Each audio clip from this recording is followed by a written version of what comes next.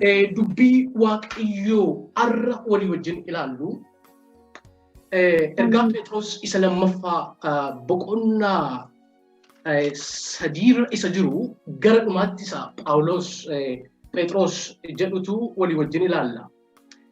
Maqaa Gooftaa Yesuus Kiristoosiin nan dubbisa. Ayyaana Gooftaa keenya Fayyisaa keenya Yesuus Kiristoos beekuutti guddadhaa. Bara si'anaatti guyyaa bara baraattis isaaf ulfinni haa ta'u jedheetu ameen jedha. Boqonnaa 3:17 kaatanii hin dubbistu yoo ta'e baay'ee gaarii ta'a ka'umsa keenyaaf. Akkana jedha.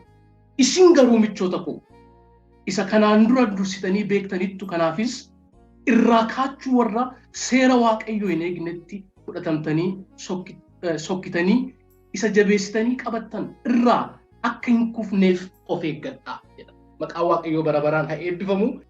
Gara Kiristoositti beekuutti guddachuu mata duree jedhuun isinitti dubbadha galgala kana dafeen xumuruu yaala. Gara Kiristoosiin beekuutti guddachuu.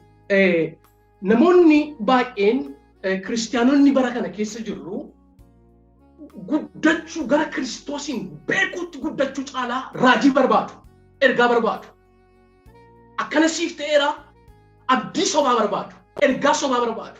Addaaktiivii ta'anii jiru raajiidhaan. Bara amma keessa jirru kana keessa addunyaa rakkinaaf siqiidhaan boo'ichaan guutte kana addunyaa kiraayisiidhaan guutte kana keessatti maal barbaada namni bara kanaa? Raajiif ergaa barbaada. Miraakilii arguu barbaada. Egaa gara Kiristoosiin beekuutti guddachuu namni barbaadu lakkoofsaan xiqqoodha. Namoonni amantoonni gara Gooftaa beekuutti guddachuu irra caalaa kan isaan fudhatan akkuma nama dubbadhe raajummaa akka ta'e barri keenya kun nutti hima. An raajii irraa mormii qabu. Waaqayyoon dubbata. Kaleessas dubbateera. Arras dubbateera. Boris hin dubbata Waaqayyo. Akkaataan nuti handiliitti goonu gara itti guddachuu qabnutti inni Kiristoos barbaadu inni Waaqayyo barbaadu maal akka inni ta'een gabaabsee dubbadha. Egaa gara Kiristoosiin beekuutti dhufuudhaaf namni fedhii qabu bara kana persentiin isaa gadi bu'aadha. Gara isa beekuutti dhufuun, gara isa baruutti dhufuun, gara hundumaa danda'u ulluchaa'e. Isa hundumaa danda'u sana bira ga'uudhaaf, beekuudhaaf, arguudhaaf, isa baruudhaaf, Kiristoosuma kana fuudhanii jireenya ofii keessa galchachuudhaaf, mana ofii isa afaaniin jennu caalaa, isa waldaatti deddeebi'uu, soomuu sagaduu, isarra caalaa Kiristoosiin beekuu. Namni bara kanaa hin barbaadu, arguus hin barbaadu. Fedhii isaas hin qabu. Lafa ho'u barbaada, lafa ho'u. Akkasii ta'eera qabadhu qabatteetta tun jedhiin abdii sobaa walii kennu, humna sobaa walitti gadhiisu, isa kanarra caalaa Kiristoosiin beekuutti guddachuu. Galgala kana Waaqayyo isa kaleessarra caalaa isa hundumaa danda'u ilma Waaqayyo arguuf beekuu akka dandeessaniif sagalee Waaqayyo isinitti dubbadha. Gara hundee waan hundumaa ta'e. Hundee beezii seenterii waan hundumaa isa ta'e. Ka'umsaaf ga'umsa dhala namaa kan ta'e. Isa beekuutti guddachuu. Can you imagine? Ilaalame Kiristoosiin beeku, Kiristoosiin argu, isa hundumaa danda'u sana beeku, guddachuu, gara isa beekuutti guddachuu. Kuni processiidha. It is the process. Caal jedhamee darbee namoonni automatically isa beekuutti guddatan jiru. Kan immoo yeroo itti fudhatu jira. Hanga qixxee Kiristoositti akka guddannuudha fedhii Waaqayyoon guddaan. Guddinni keenya achuma lafa itoo osoo hin taane gaafa biyya lafaa xiqqeessinee ilaaluu jalqabna. Gaafa biyya lafaa kophee keenya jalatti gadi ilaaluu jalqabna. Achii kaa guddinni. Namoonni tokko baay'ee faastiidha. Kiristoos kana beekuutti, arguutti, isa sirriimatti garaarraa, onneerraa isa beekuutti, isatti guddachuutti sirriitti Kiristoos kana fidanii jireenya isaanii keessa gashachuutti baay'ee faastiidha. Sagalee Waaqayyootti amanuu isa beekuu without any regardless. Karameellaa isa safara keessa amma gurguran akka raajummaa akka wacaaf wajambaraa sanarra regardlessii tokko maleessa dubbii Waaqayyoo irratti ijaaramanii Kiristoosiin beeku. Kanatu nu baasa. Kanatu nu ceesisa. Inni dhugaan isa kanadha. Waaqayyoo jireenya keenya keessatti akka isa beeknu barbaada. Gooftaan isa akka beeku. Gara isa beekutti guddachuun paashiniidha. Amma Phexros kutaa kana keessatti kan inni dubbatu walii wajjin ilaalla. Harka keenya jabeeffachuudhaan jireenya keenya garaa keenya hidhachuudhaan gara Kiristoos beekutti guddachuun nama jiraata. Bara hamaa kana, bara rakkisaa kana, bara siqiqiif, bara dukkanaa kana keessatti isa beekuun ga'a. Eessatti hojjetu? Eessa keessa jiraatu? Kiristoosiin beeku. Anummaa isaa, jibba isaa jaalala biildingii gochaa, cubbuu isaa Kiristoositti fiigaa, hamiin isaa, hammeenya isaa gara isa beekutti guddachuu. Gara isa beekutti. Namoonni tokko mucaa tokkotu jira. Yeroo hundumaa harki isaa kun gurguddaadha. Qaamni isaa kun mana ispoortii dhaqa. Ani yeroo gaafa argadhu nan naqa. Ispoortiin gaariidha. Torbanittis, jettis, al lama sadiis inuma dhaqa. Inni garuu every single day achi dhaqee oola. Maal gootaa jedheen gaafadha. Maslii koo kana gurguddifadhaa. Maslii kana gurguddifachuudhaaf warri kaan keemikaala gargaraa yookaan qorichas kan gargaaraman jiru, ispoortiis kan gargaaraman jiru. Maaliif akka isaan barbaadan hin beeku. Maslii isaanii kana guddifadhaa. Maaliif akka inni jedhe waa riizinii lama naa kenneera asitti kana dubbachuu natti hin tolle. Garuu waan tokko nu hubadheen. Maslii jireenyi keenyaa bara hamaa kana keessatti maslii mana keenyaa, maslii jireenya keenyaa kan ittiin ijaaramuu qabu nuyi kiristaanonni dubbii sagalee Waaqayyoo. Achirratti mana keessan ijaarrata. Achirratti jireenya keessan gara Kiristoosiin beekutti guddachuudhaaf. Jibba isaa jaalala biildingii gosa hojii isa Waaqayyo nutti kenne amanamaa ta'uudha. Hojii Waaqayyoo isa guddaa sana Waaqayyoon beekuudhaaf. Jiraachuu Kiristoosiin beekutti guddachuu. Kanaaftuu barreessaan ergaa kanaa akkana jedha. Ayyaana gooftaa keenya fayyisaa keenya Yesuus Kiristoos beekutti guddadhaa. Bara si'eenaa kana jedhee waa'ee bara si'eenaa sin dubbata. Gara Kiristoosiin beekutti guddachuu ergaa kana kan barreessu Phexrosi. Phexros Yesuusiin fo'ame ergamoota 12 keessaa isa tokkodha. Kanaan dura maqaan isaa Simoon kan jedhamu kan beekamu. Gooftaan Phexrositti kan jijjiire sana Phexros jechuun dhagaa jabaa yookaan rockstone isa jedhamu jechuudha. Naannoo laga Galiilaatti kan waamame ilmaan Zabdewoos wajjin nama Waaqayyo jireenya isaa hojjechuu duwwaa osoo hin taane Phexrosumti kun akka Yesuus Kiristoosiin beekuuf baru gooftaan gara jireenya isaatiitti fiduudha. Nama gatii guddaatti Kiristoosiin beekutti guddachuu gara Kiristoosiin beekutti guddachuu bu'aa ba'ii jireenya Phexrosiin ilaala. Isumayyuu isa rakkise. Phexrosiin baay'ee isa rakkise. Kiristoosiin beekuun arguun dandeettii isaa, guddummaa isaa, jabina isaa arguun Phexrosiin baay'ee rakkise. Isumayyuu baay'ee rakkise. Historical background ergaa kana ilaaluun gaariidha.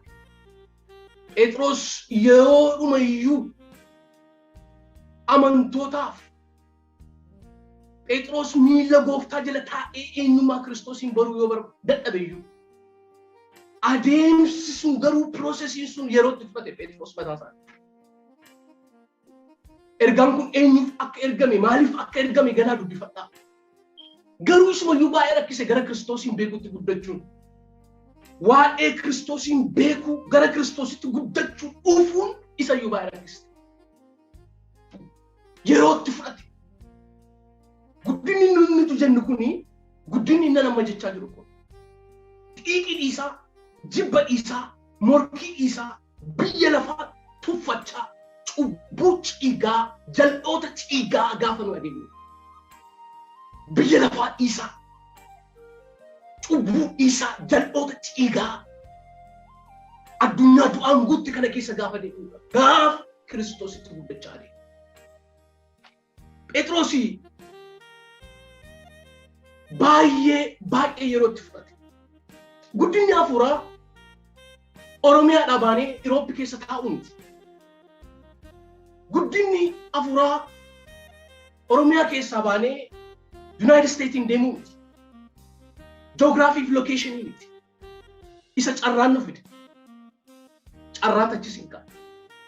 Guddinni hafuuraa suufii uffannee dhaabbannee iddoo aarsaarraa harka keenya bal'isnee mataa keenya goofaree filannee akkas jennees ashaboof barbarreef zeetii gurguruu miti.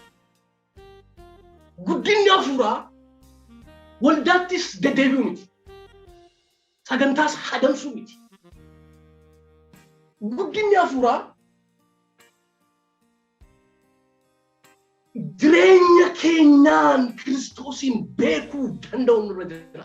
Arguu danda'u nurra jira. Kiristoosin beekuu nurra jira. Kiristoosin arguu faarfannaa keenya keessaan Kiristoosin arguu. Lallaba keenya keessaan Kiristoosin arguu. Galata keenya keessaan Kiristoosin arguu.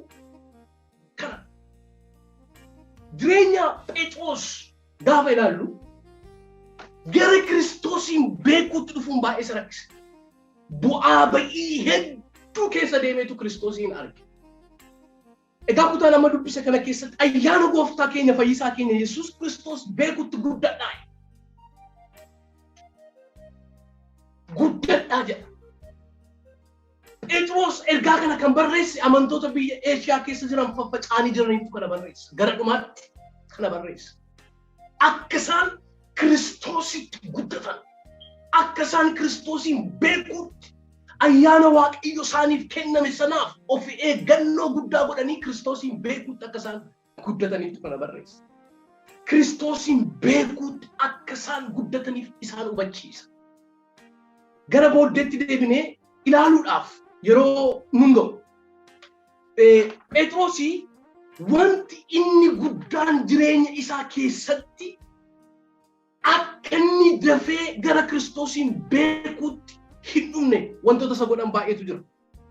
Tokko ergaan kun kan inni caafameef haalli yookiin poolisiin biyya isaan keessa jiraatan suni dinagdeen isaanii, siyaasa isaanii, jireenya hawaasummaa isaanii murteessuyyuu yoo danda'eyyuu Kiristoosin fakkaatanii jiraachuun garuu akka hin daangessineef Phexros ergaa kana barreesse. Whatever circumstance, situation coming yoo haala kamiin yoo ta'u, poolisii jira, siyaasatu jira, dinagdeetu jira, seeratu jira. Akkuma biyya United Kingdom London keessa jiru seera isin bira seerotatu jira. Poolisiif seerri biyyaan ba'ee yoo jiraate iyyuu isa garas bulchaan jireenya keenya Yesuus Kiristoos akka ta'e. Siyaasni jireenya hawaasummaa murteessaa yoo ta'e iyyuu isa beekuutti guddachuun garuu regardlessly oban. Isa beekuun garuu more jireenya keenya kamiiyyuu akka hin daangessine, axaan kamiyyuu akka isaan hin daangessineef akka isaan Kiristoosin beekuutti guddataniiftu ergaa kana barreesse.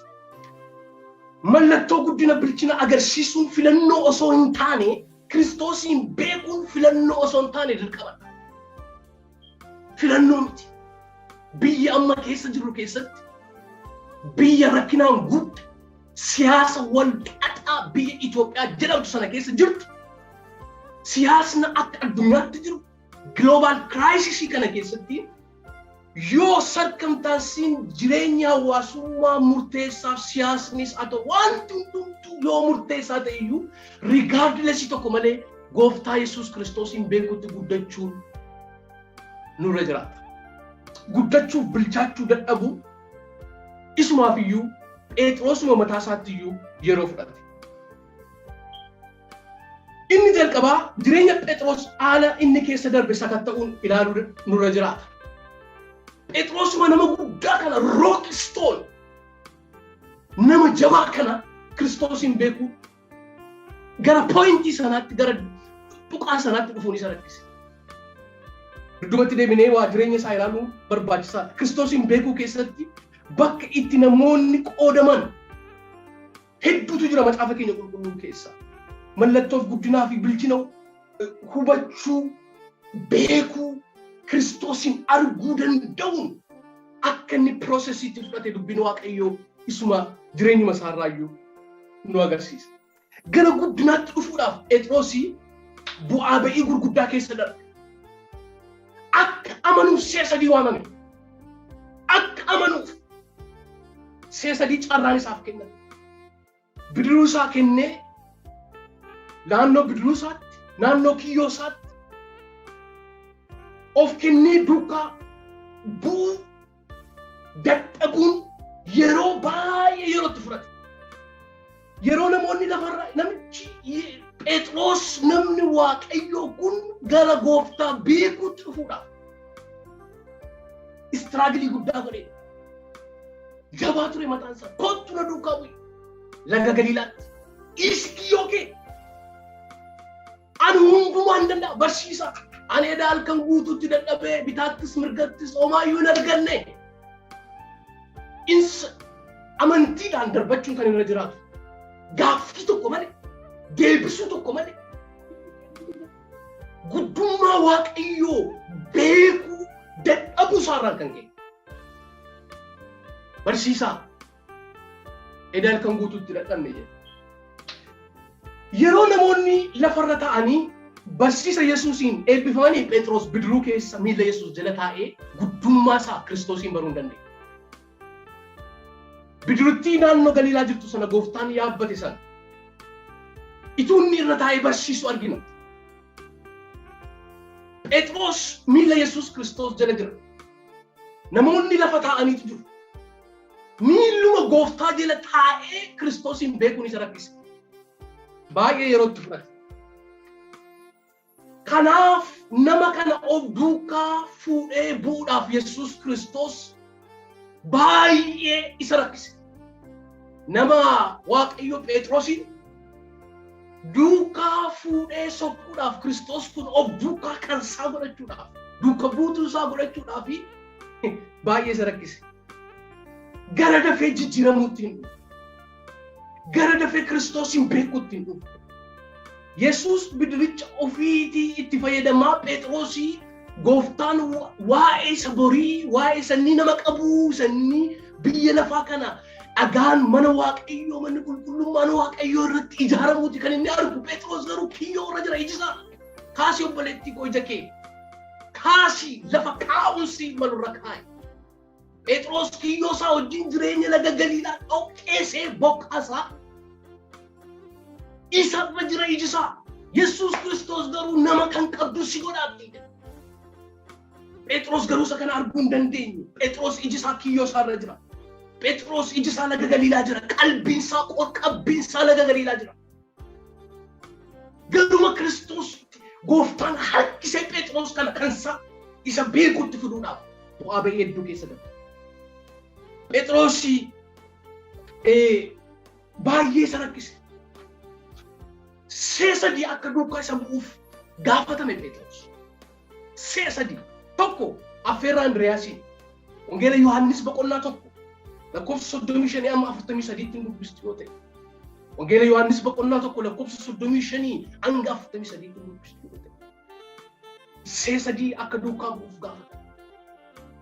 Lammaffaa galaana Galiilaa irratti Maatiyos boqonnaa tokko lakkoofsa 16 irratti argachuu dandeessu. Sadaffaa irratti du'aa ka'uu booddee Yohaannis boqonnaa 21 lakkoofsa 19 irratti argachuu dandeessu. Siasa di duukaa bu'uudhaaf kottuu na duukaa bu'ii.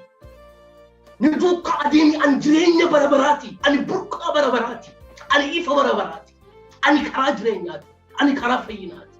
Ani karaa eebbaati jedhee inkaareejii gochaa jira gooftaan. Nama kana of duukaa fuudhee sokkuun Kiristoosiin baay'ee rakkise. Waggaa 3 keessatti theological ground isaanii ilaaltu yoo ta'e duukaa bu'uuf murteessuu dadhabuu Phexrosiin argina. Duukaa bu'uuf murteeffachuu isaas hin argina. Yesuus dura darbuudhaaf yaalii nama godhu. Yesuusuma kana bira darbuudhaaf alfaaf omeegaa isa ta'e Kiristoos ilma Waaqayyoo kana bira darbuudhaaf hin ariifata. Isa beekuu garas isa bira darbu. Principally duukaa bu'uuf dura bu'uun isaaf hin gallee ture Phexrosiif. Principally dura bu'uuf duukaa bu'uun tasuma raawwate isaan galle. Yeroo itti fudhate processii. Ajandaan Waaqayyoo beekuu ajandaa ilma Waaqayyoo beekuun Phexrosiin taayimii itti fudhate. Yesuus waa'ee dhalootaa dubbata. Yesuus waa'ee waldaa dubbata. Sinjijjiira nama qabdaa hin ulfaatta. Ati dhagaadhaa ittiin jedha. Phexros garuu biyya lafaa keessa ija isaa godoo dubbata. Waa'ee godoo 3 dubbata. Yesuus waa'ee Yerusaalemiin dubbata. Yesuus waa'ee biyya kakuu dubbata. Yesuus waa'ee jireenya bara baraa dubbata. Yesuus waa'ee isa borii mana keenya ishee galgalaa Yerusaalemiin dubbata. Phexros garuu waa'ee godoo 3 dubbata. Yesuus Musee akkasumas Eliyaasiin jedha. Boqonnaa Luqaas boqonnaa 9:33 irratti waa'ee godoo ijaaruu dubbata. Deemsa dhugaa gara Yerusaalemitti godhamu dhiisee waa'ee godoo ijaarrachuu dubbata. Deemsa ishee hadhooftuu sana karaa dhugaa karaa qajeelummaa iddoo aara galfii sana isheerraa ija isaa kaaseetu waa'ee godoo. Karaa fannoo dhiisee waa'ee godoo bashannanaa dubbata.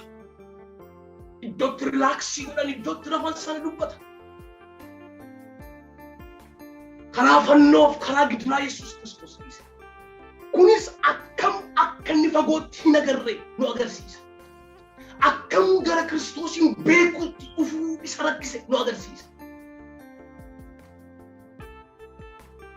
Kanaaftuu gooftaan keenya Phexrosiin fuudhee sokkuun xiqqoosee yerootti fudhate.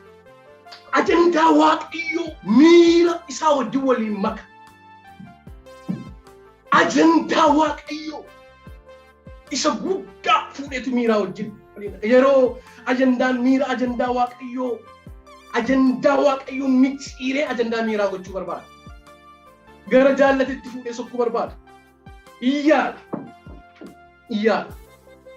Si'a 3 riba keessaa dammaqfame Phexros. Si'a 3 riba keessaa dammaqfame. Luqaas boqonnaa 9:32 laaluu dandeenya. Waa'ee Museef Eliyaasiin gaafa dhufan kan jedhu sana. Geetsemaaneetti yeroo inni rafe sana argina. Wangeela Maatiyos boqonnaa 26:36-46tti. Mana hidhaa keessatti ituu inni rafuu hojii ergamootaa boqonnaa 12:6 irratti arguu dandeenya. Yeroo carraa gaariif yeroon immoo hamaa ta'e ilaalee akka dhuunfaa isaatiitti ittiin fayyadamne. Ittiin gargaaramne yeroon sun yeroo murteessaa Geetsemaneen dhiphina boriin deebi'e. Guyyaa fannoo boriin gale. Kiristoos ilmi Waaqayyoo biyya lafaatiif kan dhufe. Holaan Waaqayyoo yeroo itti fannifamu. Yeroo murteessaa yeroo samiin banamaa. Yerootti Waaqayyoo gurra isaa gara biyya lafaatti qabee jiru Phexros irraa. Carraan si'a 3 isaaf kenna. Carrichi yeroo murchuu yeroo murteessaa akka inni ta'e garuu inni of gatee tura. Mana hidhaa keessatti iddootti silaa kadhatee harka isaarraas miilla isaarraas tarkaanfii tokko achi siqu mana hidhaa dukkanaa keessa mana hidhaa hamaa keessa irraa. Nama kana gara Kiristoosiin beekuutti dhufuun iyyuu isuma barreessaa ergaa kanaa isa rakkise.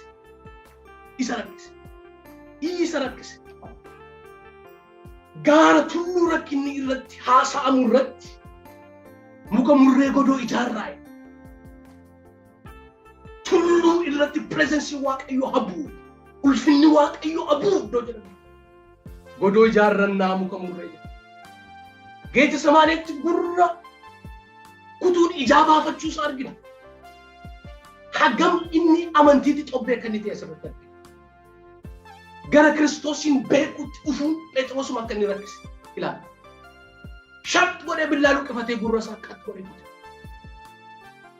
gooftaa Yesus Kristos harkisee Phexrosii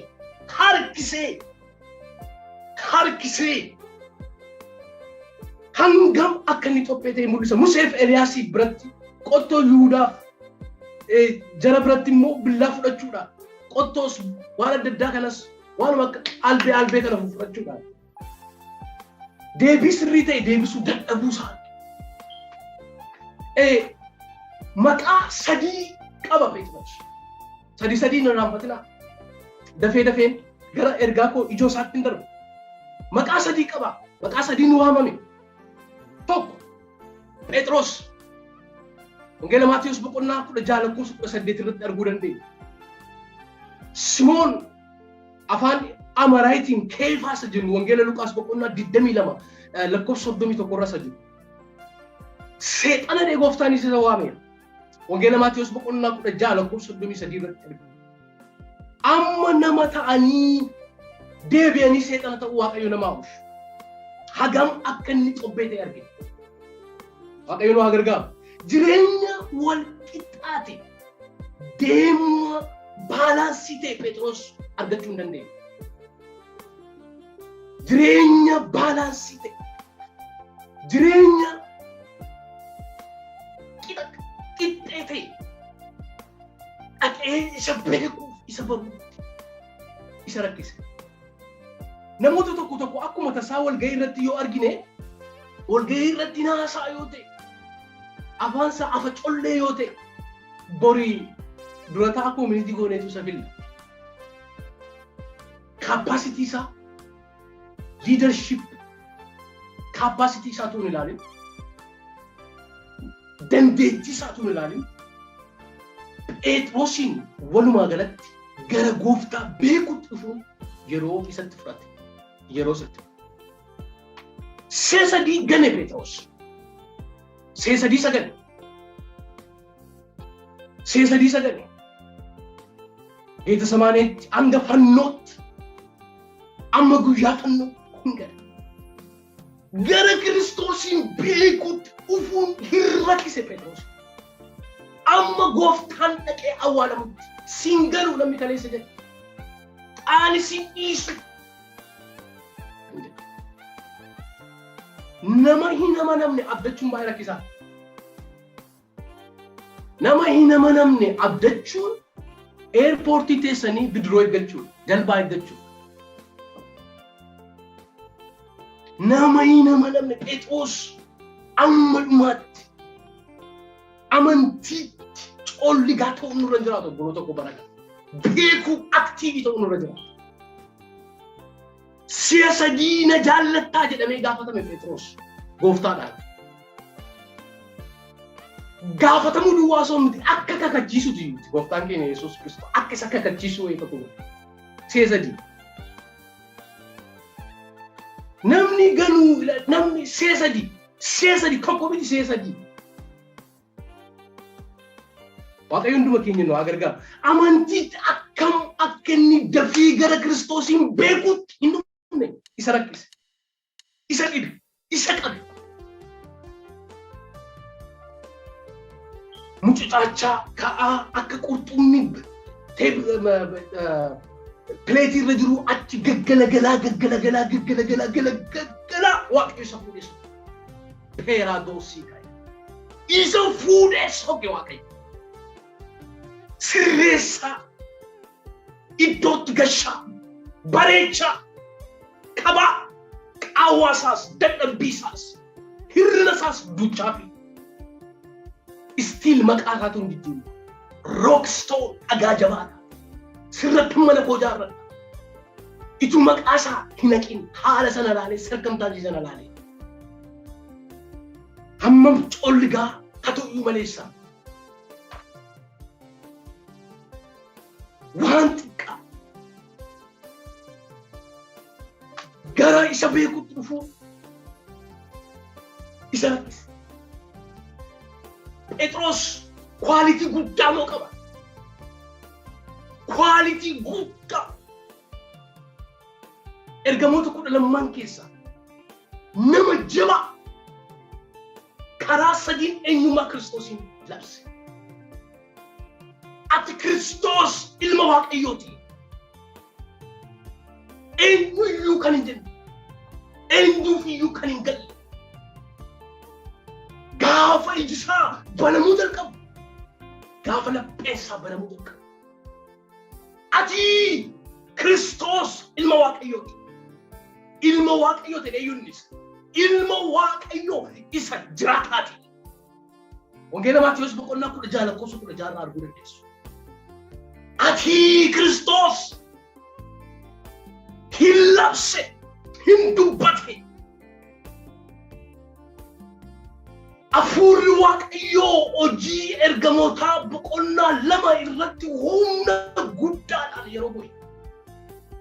የአሕዛብ ፊት ለፊት ቆመ። አማርኛን ኮስሪዮት ፉለ ገንቶታ ዱራ አበቴት ክርስቶስን ለለበ ዋኤ ራጆ ተደርበኒ ዱበቹ ጀልቀበ ዱቢን ኩን ዋመቾነ ስንት ፈካቲን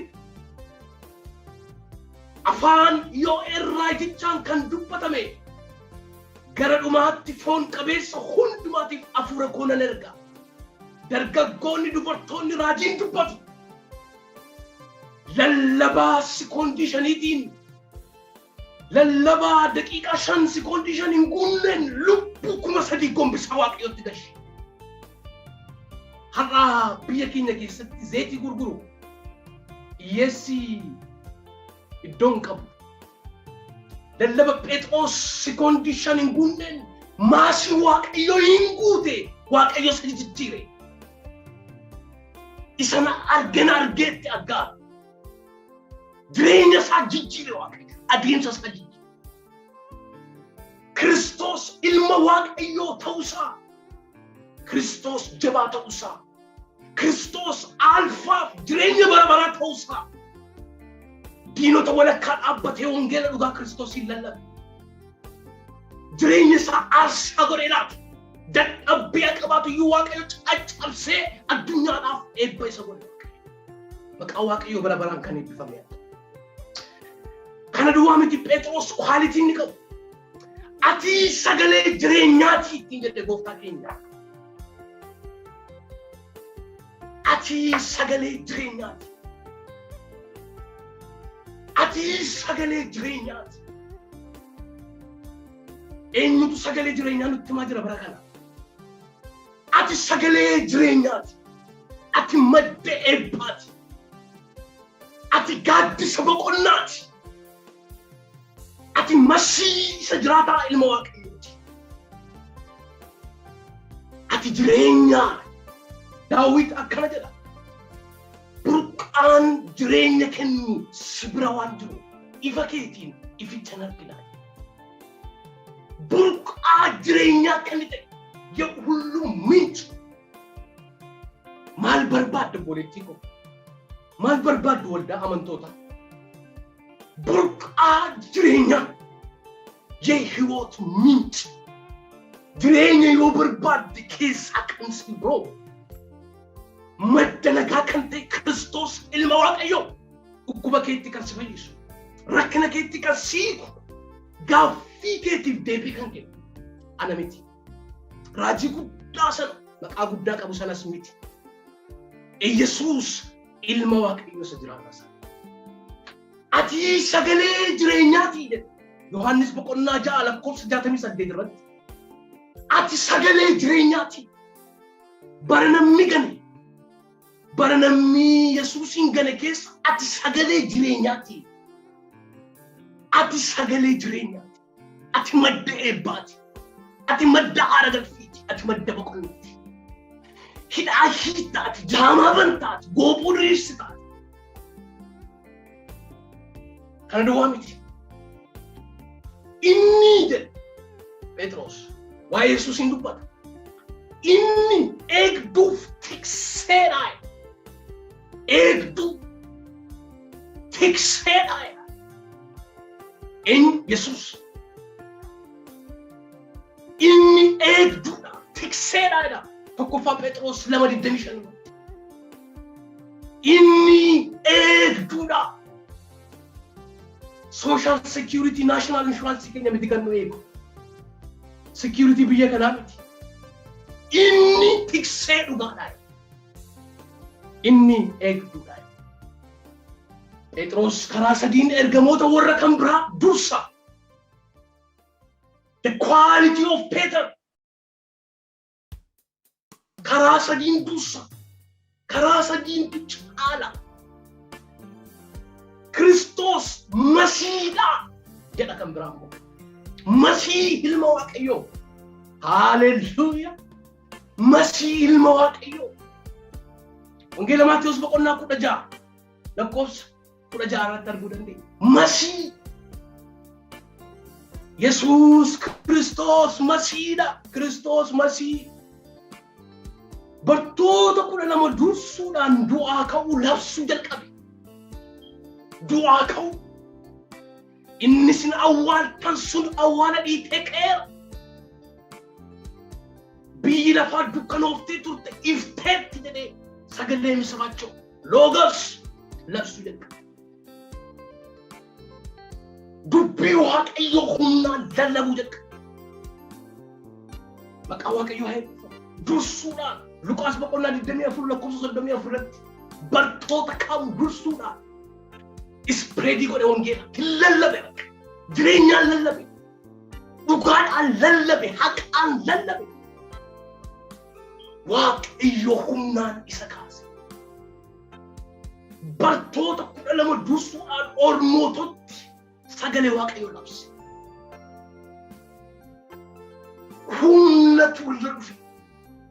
Yesuus danda'aadha. Yesuus hiikaadha. Yesuus qoricha biyya lafaati. Yesuus ilma Waaqayyoo jechuu jalqabe. Gara iddoo kanaatti dhufuun hafuurri Waaqayyoo jireenya isaa grammatical change jijjiira. Humna Waaqayyootu isa irratti. Hafuura jiraataatu isa irratti. Hin labsee. Hin dubbatee. Waaqayyoof jireenya isaa aarsaa godhee laata. Waaqayyoof jireenya isaa kenna. Waaqayyoo hunduma keenya haa eebbisu. Waaqayyoo sagalee isaatiin nu haa eebbisu. Gara isa beekuutti guddachuu. Ishi obboleettii koo. Gara Waaqayyoon beekuutti guddachuu. Hafuura Waaqayyoo simachuu. Kanaaftuu kutaan kana keessatti ayyaana gooftaa keenya fayyisaa keenya Yesuus Kristos beekuutti guddadhaa. Inni Phexros jedhu isa kana. Isa dhageenya Waaqayyo nuuf haa eebbisu.